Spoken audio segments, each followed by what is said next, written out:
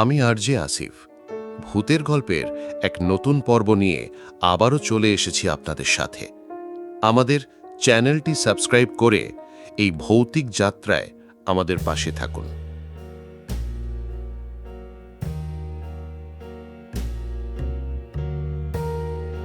রায়বাড়ির অতৃপ্ত আত্মা। গ্রামের নাম শ্যামপুর। সেই গ্রামের একেবারে শেষ প্রান্তে নদীর ধারে দাঁড়িয়ে আছে বিশাল এক ভাঙা পোড়ো বাড়ি। লোকে বলে রায়বাড়ি।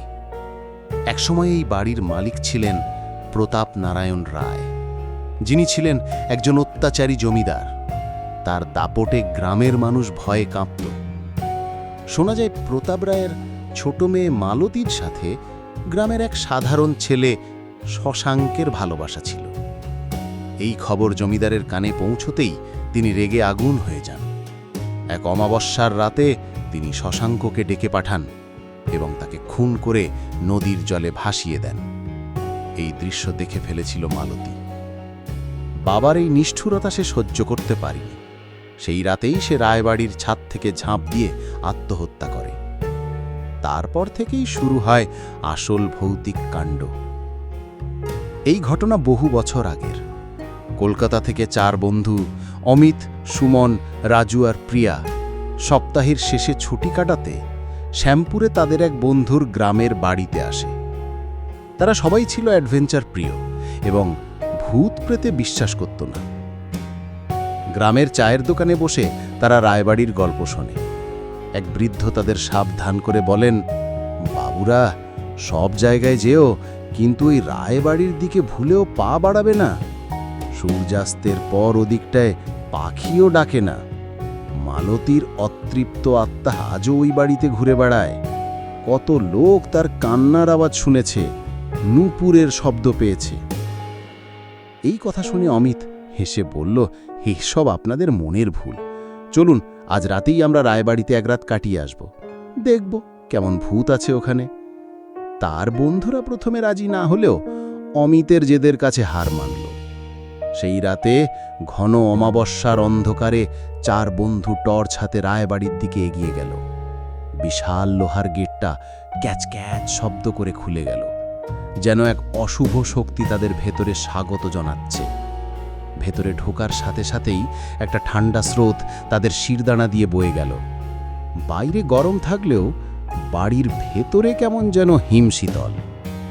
তারা ভাঙা দেওয়াল, মাকড়সার জাল আর ধুলোর আস্তরণ পেরিয়ে একটা বড় হল ঘরে এসে পৌঁছল। দেওয়ালে এখনো প্রতাপ রায়ের বিশাল এক ছবি ঝুলছে, যার চোখ দুটো যেন জীবন্ত এবং তাদের দিকেই তাকিয়ে আছে। রাত বাড়ার সাথে সাথে পরিবেশটা আরও থমথমে হয়ে এলো। হঠাৎই ওপরতলা থেকে একটা হালকা কান্নার আওয়াজ ভেসে এলো। প্রথমে তারা ভাবল হয়তো বাতাসের শব্দ, কিন্তু কান্নাটা ক্রমশ স্পষ্ট হতে লাগলো।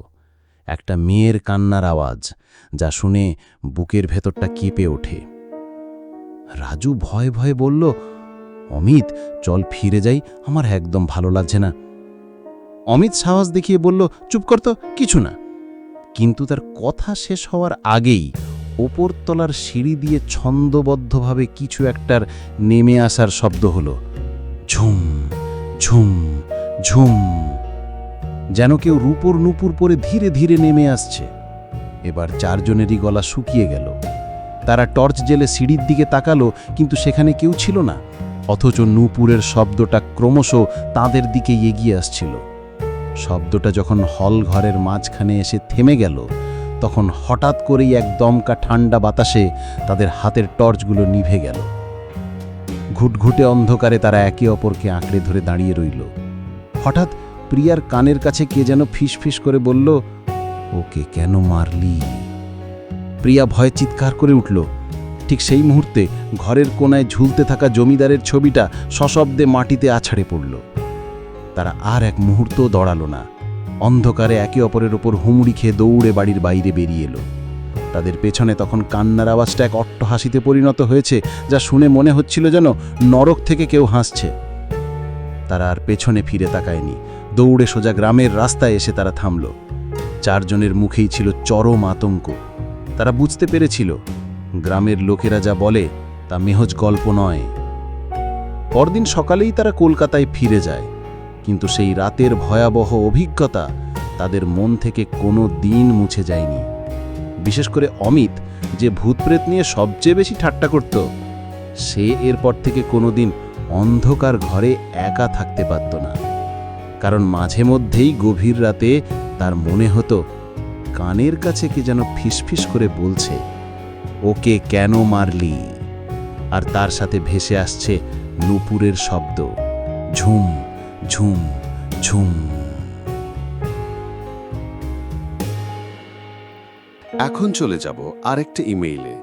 ইমেইলটি লিখেছেন আবির হোসেন, নোয়াখালী থেকে। চলুন তাওয়া যাক। 5 বছর আগের ঘটনা।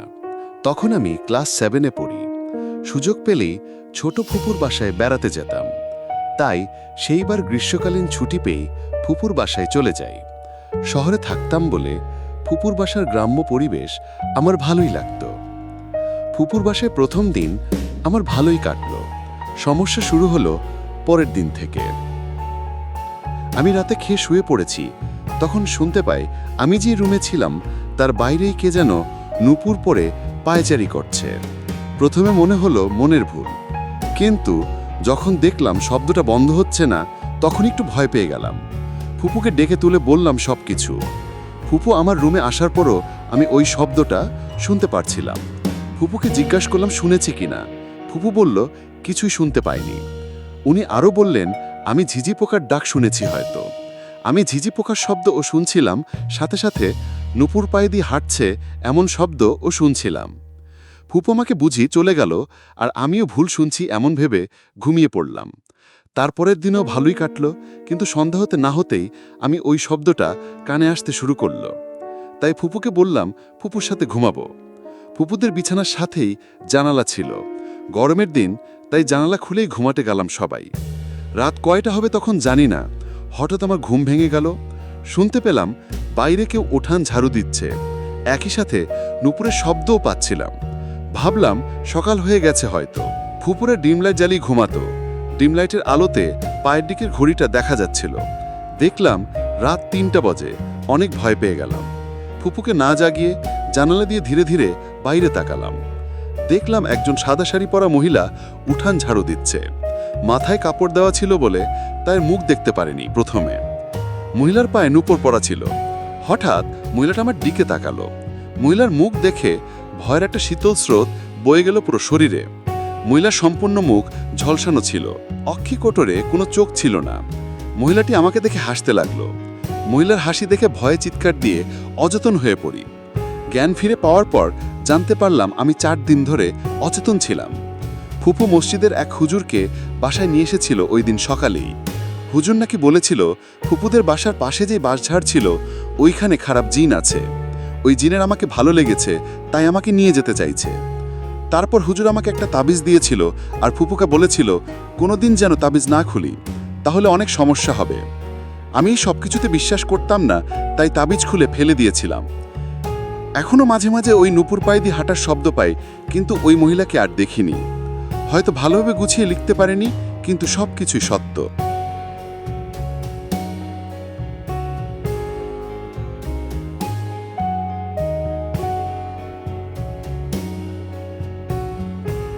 এখন চলে যাব আরেকটা ইমেইলে। ইমেলটি লিখেছেন আতিক, বগুড়া থেকে।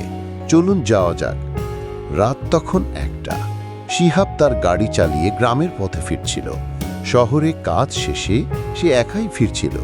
চারপাশ নিস্তব্ধ, গাছগুলো কুয়াশার চাদরে ঢেকে আছে। রাস্তার ধারে দাঁড়িয়ে থাকা ল্যাম্পপোস্টগুলো অন্ধকারের মাঝে একা একা জ্বলছে, আর মাঝে মাঝে বাতাসে ঝাপট খেয়ে নিভে যাচ্ছে।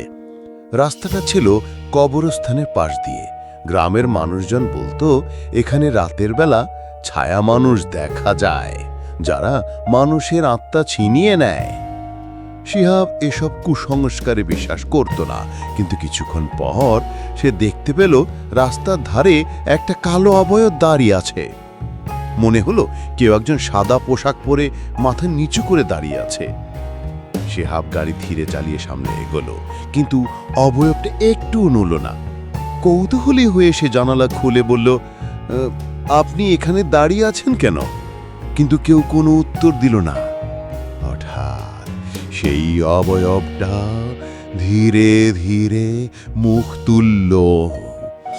তার চোখ ছিল সম্পূর্ণ ফাঁকা, গহীন অন্ধকারে ঢাকা, মুখটা বিকৃত, আর ঠোঁটের কোণে একটা অদ্ভুত হাসি।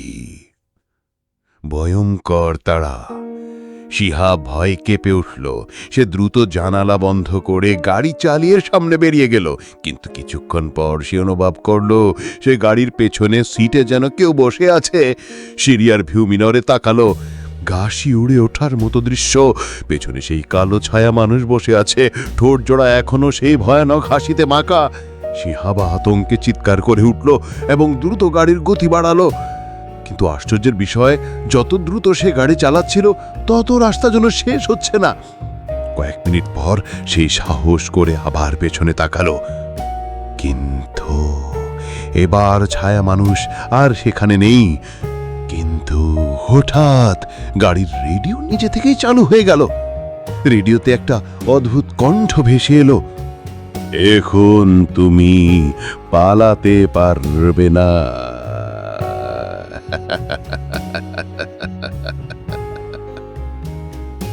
শেষ পরিণতি।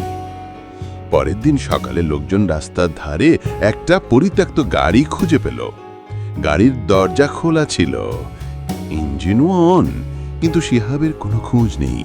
তার মোবাইল, মানিব্যাগ সবকিছু গাড়ির ভেতরেই ছিল। শুধু একটা জিনিস পাওয়া গেল, সিটের ওপরে কালো পোড়া দাগ, যা দেখতে অনেকটা মানুষের হাতের ছাপের মতো। গ্রামের লোকেরা বলল শিহাব সেই রাতেই ছায়া মানুষের অভিশাপ নিয়ে হারিয়ে গেছে। আর আশ্চর্যের ব্যাপার হলো, তারপর থেকে রাত একটা সময় কেউ যদি ওই রাস্তা দিয়ে গাড়ি চালায়, তারা রেডিওতে সেই ভয়ানক কণ্ঠ শুনতে পায়। এখন তুমি পালাতে পারবে না। তুমি কি ওই রাস্তা দিয়ে যেতে চাও?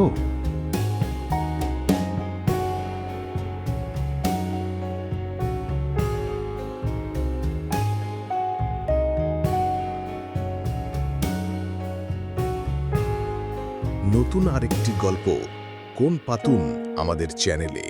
গল্প তো সবাই লেখে, কেউ সত্য আবার কেউ বা কাল্পনিক লেখে। আজ আমি যে গল্পটা লিখব তা হচ্ছে এক সত্য ঘটনা। সাইফুল নামের একজন বড় ভাই থেকে সে একটি মেয়েকে ভালোবাসত। মেয়েটির নাম সোনিয়া।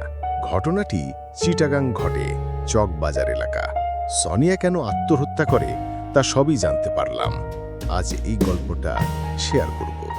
লোকের মুখে শুনতাম চট্টগ্রামে একটি কবরস্থান নাকি খুব হন্টেড। সোনিয়ার বিয়ে অন্যদিকে ঠিক হওয়ার কারণে নাকি সে এই বিয়েতে অমত প্রকাশ করে, কিন্তু পিতামাতা বাধ্য করায় সে এই বিয়েতে কদম বাড়ায়।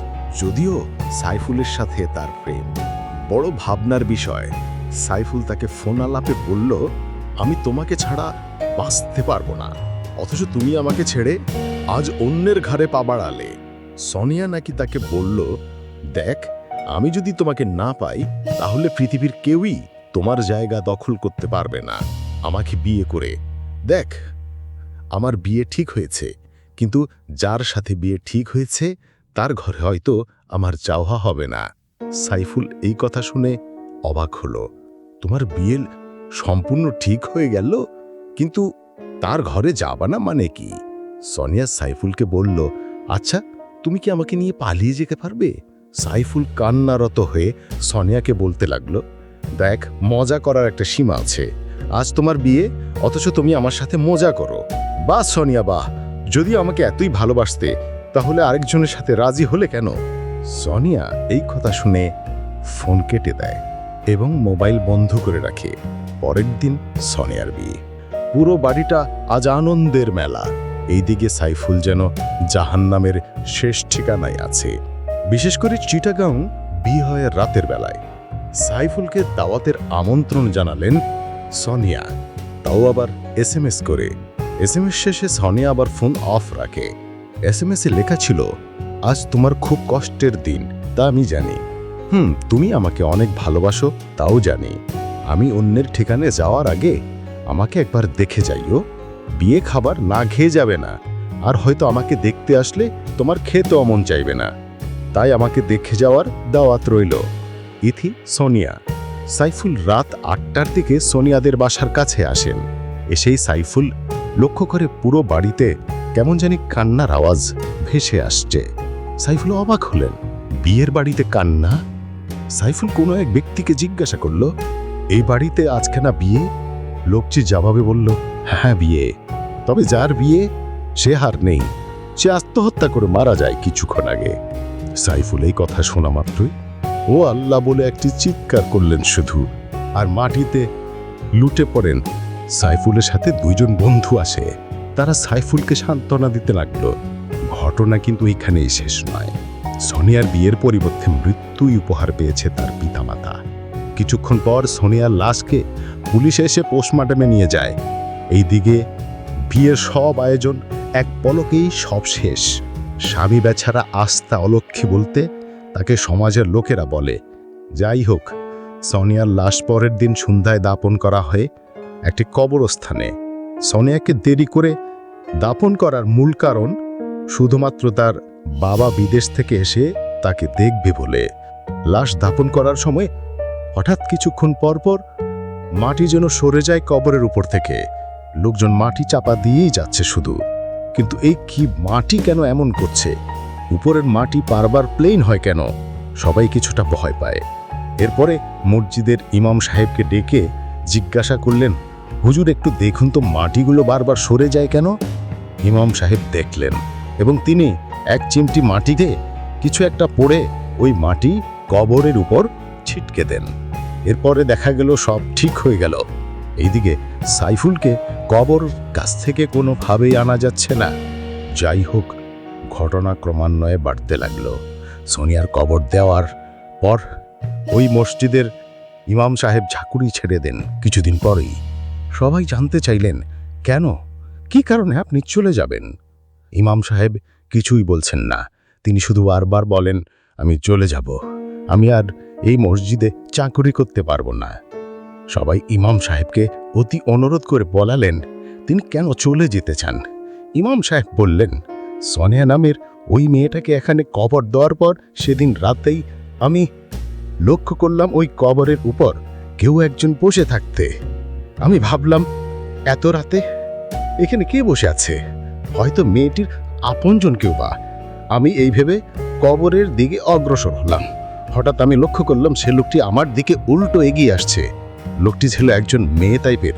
সে আমার সামনে হুট করে এসে বলল, তোকে কে বলেছে আমার কবরে আস্তাগফিরুল্লাহ পড়ে মাটি ফু দিয়ে ছিটকা দে?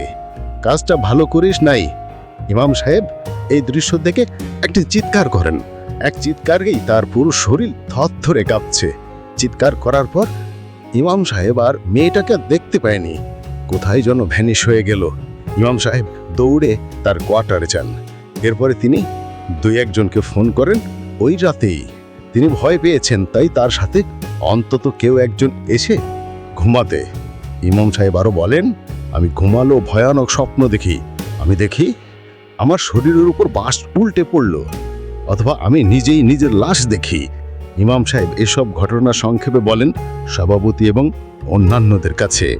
ইমাম সাহেব বলেন, আমাকে এখান থেকে চলে যেতে বলেছেন এক ভয়ানক স্বপ্নে সে মেয়েটি। ইমাম সাহেব চলে গেলেন ভয়েই।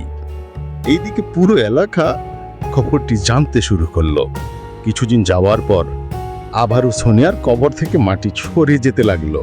মাটি সরতে সরতে এবার বাঁশের অংশও দেখা যাচ্ছে, কিন্তু কেউই ভয়ে কবরের কাছে যায়নি। এদিকে সোনিয়ার মা বাবা হঠাৎ তাদের বাসভবন থেকে চলে যান। তার অন্য একটি বাড়িতে ভাড়া ওঠেন। বাড়ির কিছু ভাড়াটিয়ারা বললে বিভিন্ন লোকেদের কাছে হয়তো সোনিয়ার মৃত্যুকে কেন্দ্র করে বা সোনিয়ার শোকে তারা এখান থেকে বাসভবন ত্যাগ করেন, বাকিটা আল্লাহ জানে। এইদিকে সাইফুলের পৃথিবীটা পুরো অন্ধকারের মতো লাগছে, কিন্তু সাইফুল সোনিয়ার মতো আত্মহত্যা করেনি। ছেলেটা বেশ শক্ত এই বিষয়ে। যাই হোক, সোনিয়ার কবরে মাটি সরেই যাচ্ছে দিনের পর দিন। কেউই ভয়ে ওই দিকে পা বাড়াচ্ছেন না। তার বাবা ভাই ওরাও ভয় পায়, কিন্তু সাইফুল সোনিয়ার কবরের এই দৃশ্যকে মেনে না নিতে পারায় সে সোনিয়ার কবরে মাটি তুলে দেয়।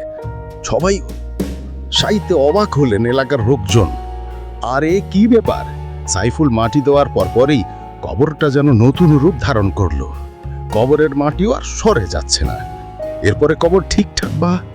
সাইফুল তার বন্ধুদের বলল, যেদিন সোনিয়ার কবরে মাটি তুলে দিই ঠিক সেদিন রাতে আমি স্বপ্ন দেখি।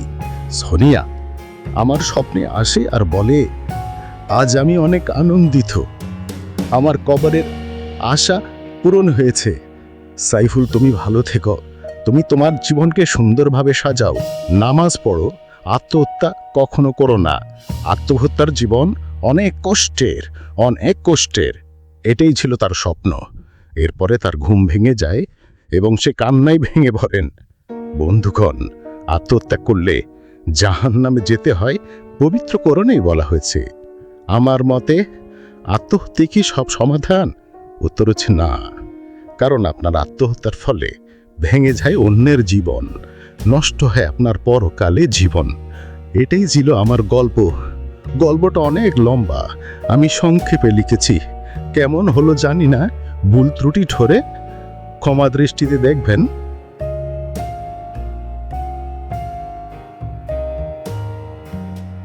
সুধানগর গ্রামের মানুষ অনেক আগে থেকেই পানির জন্য কুয়ো ব্যবহার করত, কিন্তু টিউবওয়েল আসার পর থেকে কুয়োর ব্যবহার অনেকটা কমে গেছে। আবার কুয়োর পানি অনেকেই ব্যবহার করে। তরকারি রান্নার সময় কুয়োর পানির চাইতে ভালো কিছু আর হতেই পারে না। তেমনই একদিন এক মহিলা সকালবেলায় কুয়োর পানি নেবার জন্য বালতি ফানালেন, কিন্তু পানি তোলার পর দেখলেন বালতির পানি লাল হয়ে আছে। মহিলাটি প্রথমে কিছু মনে করলেন না, বালতির সবটুকু পানি ফেলে দিয়ে আবার কুয়োতে বালতি ফালালেন, কিন্তু একই অবস্থা, বালতির পানি লাল। মহিলাটি মনে মনে ভাবলেন, কেউ মনে হয় পানিতে রং ফেলেছে। এমনকি যারা এই কাজ করেছে তাদেরকে তিনি গালি দিতে লাগলেন। মহিলাটি চলে গেল। অনেকেই কুয়োতে পানি নিতে এসেছিল, কিন্তু কেউ পানি নিতে পারেনি। 4-5 দিন পর মহিলারা পানি তোলার জন্য গিয়ে কুয়োতে বালতি ফেলে পানি তুলল, কিন্তু এইবার পানির রং একটু কালো হয়েছে আর পানিতে প্রচুর দুর্গন্ধ। সবাই মনে করলো কোনো প্রাণী মরে পচে আছে, যার কারণে দুর্গন্ধ ছড়াচ্ছে। গ্রামের মানুষ তাই কুয়োর পানির ব্যবহার বন্ধ করে দিতে চাইল।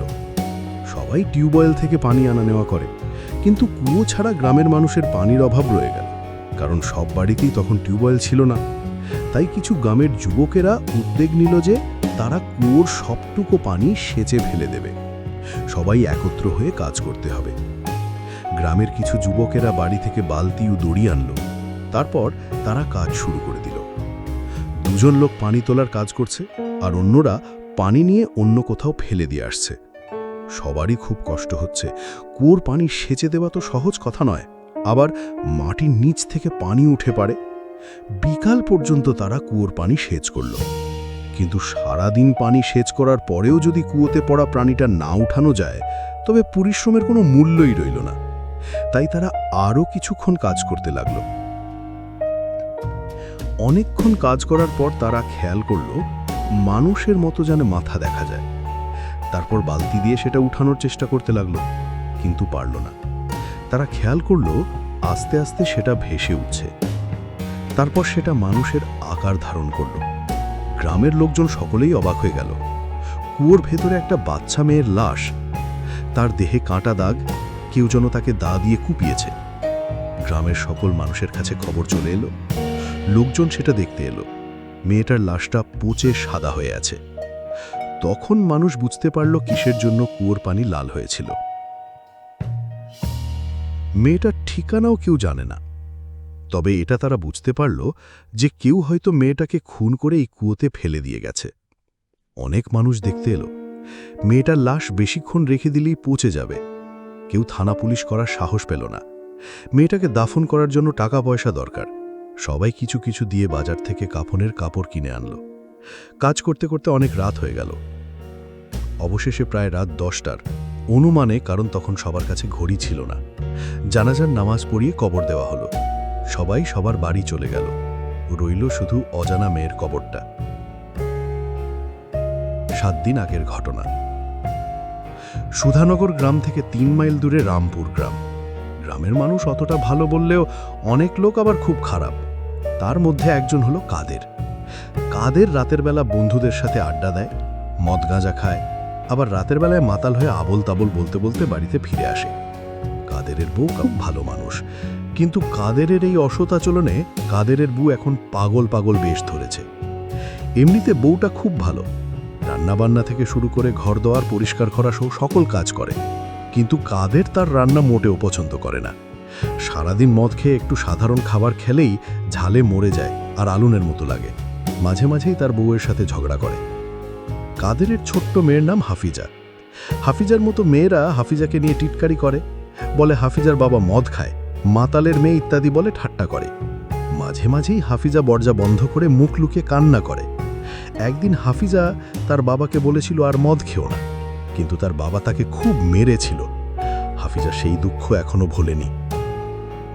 কাদের তার বউকেও মাঝে মাঝে মারে। সেই রাতের মতো একদিন রাতে কাদেরের বউয়ের খুব জ্বর। পাশে হাফিজা বসা, কাদের বাড়িতে নেই, বাড়িতে টাকা পয়সা নেই, ওষুধ কেনার টাকা নেই। হাফিজার রাতে ঘুম আসছে না, হাফিজার মা ঝড়ে কোঁকাচ্ছে, হাফিজার মা রান্না করতে পারেনি। রাত 1টা নাগাদ কাদের আড্ডা দিয়ে বাড়ি ফেরে, এমনকি আগের দিনের মতো নেশা করে বাড়ি ফিরে এসেছে। এসেই দেখে কাদেরের বউ শুয়ে আছে। কিরে, শুয়ে আছিস কেন? বাবা, মার অনেক জ্বর, একটু ডাক্তারের কাছে নিয়ে যাও না। চুপ, মুখে মুখে কথা। তোর মাকে বল ভাত বেড়ে দিতে, মা রান্না করতে পারেনি। এই কথা শোনার পর যেন কাদেরের মায়ের উপর ঝাঁপিয়ে পড়ল কাদের। কাদেরের মা নিস্তেজ হয়ে আছে। কাদের তাকে কিল, ঘুষি আর লাথে দিতে লাগলো। কিন্তু কাদেরের বউ আধামরা হয়ে আছে। কাদের ছাড়িয়ে দেবার চেষ্টা করতে লাগলো, কিন্তু তার বাবার শক্তির তুলনায় হাফিজার শক্তি কিচ্ছু নয়। কাদের হাতের মধ্যে একটা জোরে কামড় দিল। রাগের মাথায় হাফিজাকে ছেড়ে দিয়ে হাফিজাকে ধরে ফেলল। হাফিজা ছাড়াতে চেষ্টা করল, কিন্তু পারল না। কাদেরের মাথায় হুঁশ ছিল না। হাফিজাকে চেপে ধরে কি দিয়ে যেন একটা আঘাত করল। হাফিজা মারা গেল। হাফিজা মারা যাবার পর কাদেরের মাথা থেকে সেই শয়তানটা চলে যায়। তখন কাদেরের হুঁশ ফিরে আসে। কাদের এবার খেয়াল করল তার হাতে রক্তাক্ত দাগ। হাফিজার মা অজ্ঞান হয়ে আছে। কাদের এবার কি করবে সে বুঝতে পারছে না। ভয়ে এখন তার গা হিম হয়ে আছে। কাদের কখনো মানুষ খুন করেনি। কাদের হাফিজাকে নিয়ে ভাবতে লাগলো, কি করবে এখন সে বুঝতে পারছে না। রাত 2টার দিকে কাঁধে করে বাইরে নিয়ে গেল হাফিজাকে। হাফিজাকে গর্ত করে পুঁতে রাখলে মানুষ দিনের বেলা সন্দেহ করবে। কাদের মত পাল্টালো। কাদের আরও হাঁটতে লাগলো। সামনে সুধানগর গ্রাম। কাদের লাশ নিয়ে সুধানগর গ্রামে প্রবেশ করল। এখানে এসে কাদের কি করবে ভেবে পাচ্ছে না। অবশেষে কাদের হাফিজার লাশটাকে সুধানগর গ্রামের কুয়োর মধ্যে ফেলে দিল। কাদেরের বউয়ের শরীরটা জ্বরে নিথর হয়ে পড়ে আছে, কিন্তু কাদের কি করবে ভেবে পাচ্ছে না। কেউ যদি হাফিজাকে না পেয়ে পুলিশকে খবর দেয়, তবে তো কাদেরের জেল হয়ে যাবে। কাদেরের মনে হলো মাথার চুল ছেড়ে ফেলতে। রাগের মাথায় তার মেয়েকে চিরদিনের জন্য হারালো। প্রায় 2 বছর পর কাদের হাফিজাকে প্রায় ভুলে গেছে, কিন্তু তার অভ্যাসটা তেমনই রয়েছে। কাদেরের বউ সে বছর মারা গিয়েছিল। মারা যাবার সময় কাদেরকে বলেছিল ভালো হয়ে যেতে, কিন্তু কাদের চেষ্টা করেও ভালো হতে পারেনি। এখনও কাদের রাতের বেলায় আড্ডা দেয়। কাদের নতুন বিয়ে করেছে। নতুন বউ জানে না যে কাদের এ তো খারাপ লোক। একদিন কাদের রাতের বেলা আগের দিনের মতো আড্ডা দিচ্ছিল। অনেক মদ খাওয়ার পর একসময় মাথাটা কেমন জানি চক্কর দিল। মাথা চক্কর দেওয়া নতুন কিছু না, অনেক সময়ই তার মাথা ঘোরায়, কিন্তু আজকে কেমন জানি একটু বেশিই খারাপ লাগছে। কাদের বলল, তোরা থাক, আমি চলি। আরে এখনই কোথায় যাবি? আরে বেশি রাতই তো হলো না। আরে মাথাটা বড্ড ঘোরাচ্ছে, আমি বরং চলি, তোরা থাক। এতদিন কাদের আড্ডা দিতে দিতে সবাই মিলে একসাথে বাড়িতে গেছে। সবার কাছে লাইট থাকে বলে কাদের লাইট আনে না। ঘুটঘুটে অন্ধকারের মধ্যে কাদের এগোচ্ছে। একটু চাঁদের আলো আজকে নেই। সামনেই বিশাল একটা পুকুর, গা ছমছমে ব্যাপার। পুকুর পাড় থেকে ঠান্ডা বাতাস কাদেরের গায়ে লাগছে। কাদের তাড়াতাড়ি হাঁটতে লাগলো। পুকুর পাড়ে আসার পর কাদের খেয়াল করল একটা ছোট্ট মেয়ে একটা গাছের নিচে বসে আছে। কাদেরের ভয়ে একটু কমেছে। মেয়েটার পাশে গিয়ে কাদের বলল, এ তো রাতে তুমি এখানে কি করছো? তারপর মেয়েটা কাদেরের দিকে তাকায়, কিন্তু যা দেখল তা দেখে কাদেরের গা পাথর হয়ে গেল। এটা তো কাদেরের মেয়ে হাফিজা। কাদের খেয়াল করল তার গায়ে দা দিয়ে কোপানো চিহ্ন। কাদের দৌড়ে পালাতে লাগলো, কিন্তু কাদের খেয়াল করল কে যেন তাকে শক্ত করে ধরে আছে।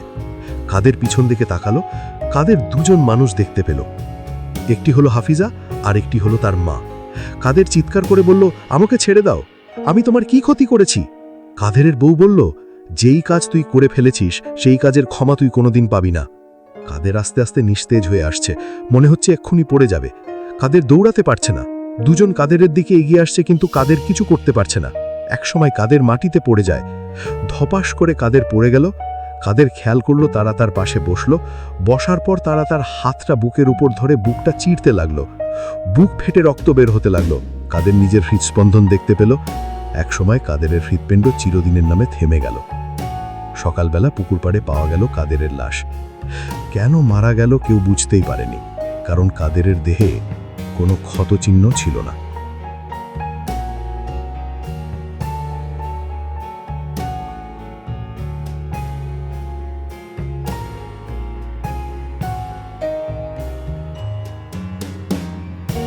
সোহরাব ভাই, সোহরাব ভাই! মতির ডাকে ঘুম ভাঙল সোহরাবের। অল্প ঘুমের মানুষ সে, এক ডাকেই জেগে উঠল, কিন্তু বিছানা ছাড়ল না। শরীরটা আর আগের মতো নেই। সোহরাব ভাই, ও সোহরাব ভাই! পুরোপুরি ঘুম ভেঙে গেছে সোহরাবের। জোয়ান বয়সের মতো এখন আর লাফ দিয়ে উঠে বসতে পারে না, সময় লাগে। বয়সকালে ঘোড়ার মতো তেজি ছিল সে। কাঠের চৌকিতে মটমট শব্দ করে উঠে বসে সোহরাব। হাড়ামতি, আইতাসি। জগ থেকে এক গ্লাস পানি খায় সে। আজকে উত্তরের বিলে যাবার কথা মতির সাথে। জাল বাঁধতে হবে। মানুষে কারেন্ট জাল পাতে ওদিকে। অনেক মাছ আটকা পড়ে।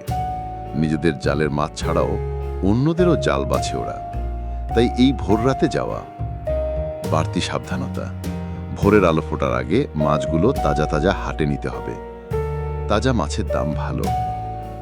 সকালবেলা ভালো দাম মেলে। কত বেলা হলো ভাবে সোহরাব, চোখে এখনো ঘুম ঘুম।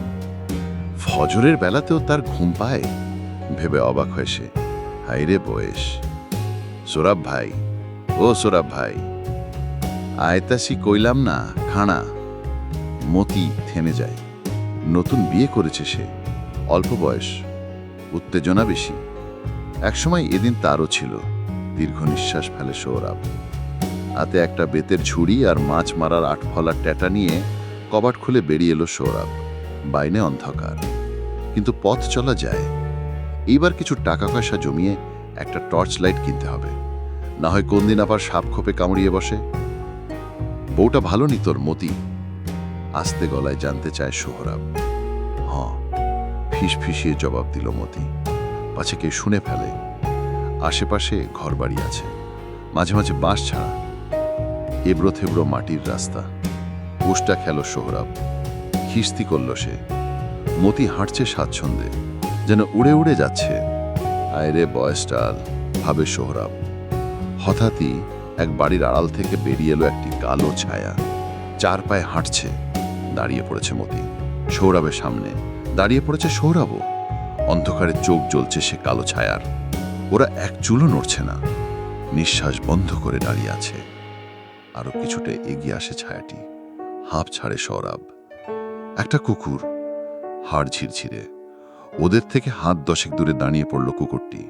ডাকছে না, শুধু মুখ দিয়ে ঘর ঘর শব্দ বের হচ্ছে, গায়ে রোম ওঠা শব্দ। হঠাৎই যেভাবে এসেছিল সেভাবেই পিছিয়ে গেল, মিলিয়ে গেল বাড়ির ভিটার আড়ালে। ওরা হাঁটতে শুরু করলো আবার। এবার আর কথা বলল না সোহরাব। বাড়তি সাবধানতা। কেউ চিনে ফেললে সমস্যা। কুকুরটি ঘেউ ঘেউ করলে বিপদ ছিল। করল না কেন? সোহরাব বুঝে উঠতে পারছে না। ভাবলো হয় রোগে ধরেছে, না হয় তার মতোই বুড়িয়ে যাচ্ছে। হাঁটতে হাঁটতে গ্রামের শেষ মাথায় চলে এলো ওরা। সামনে একটা খাল, তার উপরে ব্রিজ।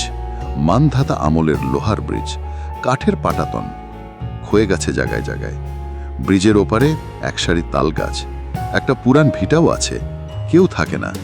তার মাঝ দিয়ে সরু মাটির রাস্তা, দুধারে আগাছা ঘাসে ভরা। বৃষ্টি হয়েছিল হয়তো, রাস্তা কাদা প্যাচপেচে হয়ে আছে। এই রাস্তা নিয়ে গ্রামে অনেক গল্প আছে, অশুভ সব গল্প। এইখানেই নাকি ওনারা থাকেন, নাম নিতে হয় না। ওনাদের পথে পড়লে নাকি খারাপ কিছু হয়, এরকম অনেক হয়েছে। একবার একজনকে পেয়েছিল গ্রামবাসী, মরা, কিন্তু তার মাথা থেকে কোমর অবধি ছিল মাটির নিচে গাঁথা, শুধু পা দুটা ওপরে। আর একবার পেয়েছিল একজনের গাই গরু, শুধু 4 পা মাটির ওপরে, গা শিরশির করা গর্খ এগুলো। কিন্তু গল্প হাসে সোহরাব, কত এলো গেল এই রাস্তায়।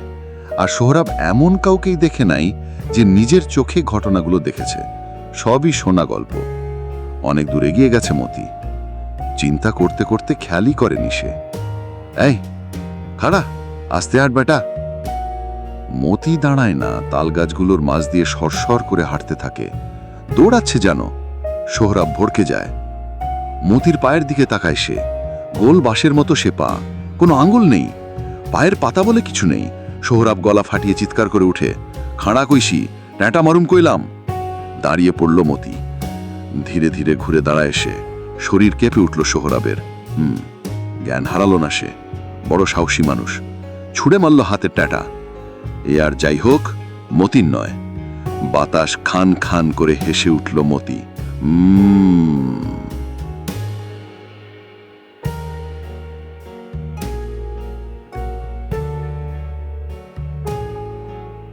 সোহরাব ভাই, সোহরাব ভাই। পূবের আকাশে আলো। সোহরাব ভাই, ও সোহরাব ভাই। তোমার ভাই একটু আগে বেরোলো বাইরে তোমার লগে। কন কি? আমি তো আইলাম মাত্রই।